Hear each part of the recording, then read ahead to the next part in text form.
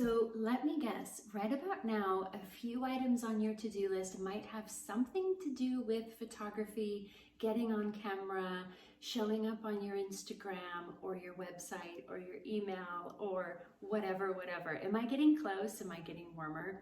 Look, I know that is exactly why I'm here to spend this time with you. We are going to learn how to create authentic, sustainable brand imagery. I'm going to teach you how to shoot, how to find light, how to find location, how to do some light editing, and what gear that you need to grab so that you can create your own branded content on repeat.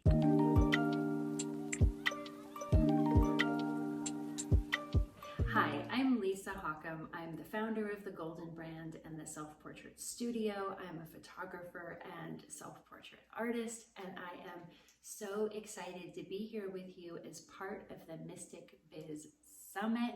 Like I said, we're going to teach you everything you need to know in a very simplified way from top to toe so you can get cozy dozy in front of the camera, get the photos you need, and be able to create branded content on repeat. How does that sound? Are you in? All right, I'm excited too. Ready to dive in? Okay, let's head over to the studio.